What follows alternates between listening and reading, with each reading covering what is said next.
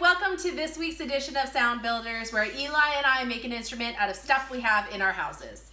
So today we're going to make a pluck drum, and this is what a pluck drum sounds like. This is what a different pluck drum sounds like. You want to do this one?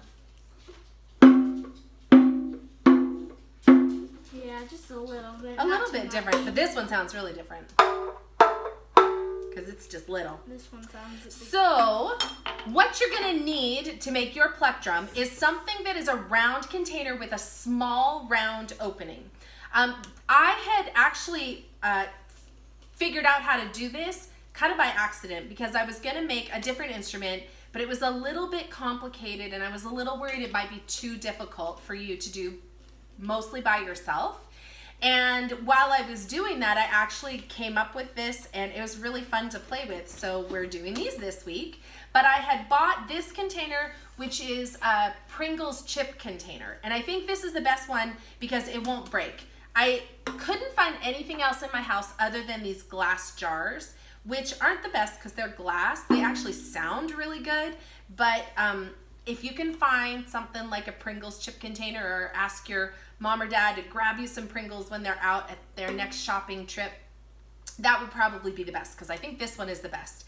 What I would have loved to do with this, and maybe I will at some point, is get 3 containers and do a small, a medium, and a large to see what they sound like all together. But this is what I had for right now. And we're making stuff out of what we have. So today we're going to use a glass jar, and all you need for this project is a glass, or is your container, whatever that is, the Pringles chip thing or a glass jar, or maybe you have something else in mind. That's what I had at my house.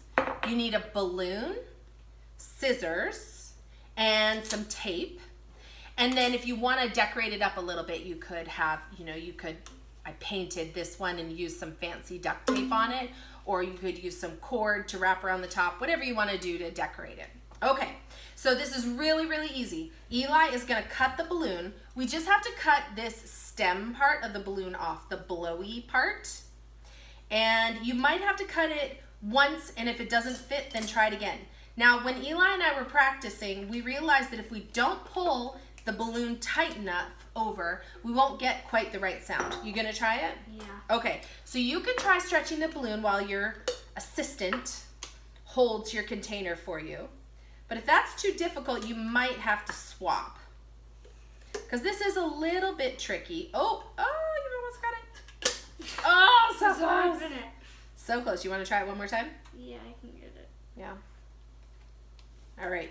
You can see this part is tricky. Almost got it. Almost got it. Yeah, you got it. Okay. Now, once you get that balloon over, you need to give it a pluck. And now, if it isn't pulled tight enough, wait a second. If it isn't pulled tight enough, see if you can yank on it a little bit and get it a little tighter to where you get more of the sound that you want. Okay, try it now, Eli. Almost. Let's pull it here. This is where I think it needs to be pulled a little bit. And like I said, you'll need some help with this part. There we go. We're getting there. Do you want to pull it tighter? Yeah, I just want to see what it sounds like compared to this one because it's the same jars. Just might be the balloon though. It could be. Oh, they sound pretty close. They sound pretty close. So you can see that when we used 2 of the same kind of jar, that they sounded pretty much the same. All right, so after we've got that done, we're just gonna use a little bit of tape to tape that balloon on. It actually is kind of fun when the balloon pops off. In practicing to make these, the balloon has popped off and then we've kind of had to hunt for them. So make sure that that balloon is secured on there with a little bit of tape. Oops, here you go. And then just to decorate it, Eli picked some blue string and you can just tie that around, tie it in a little knot.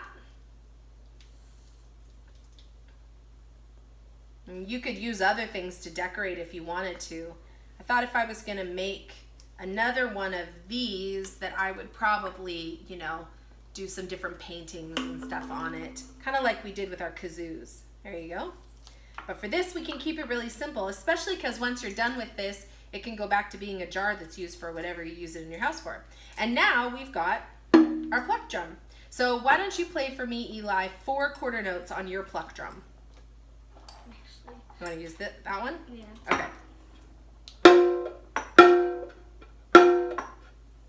Hey, very nice. Can we say ta-ta with it? Here we go.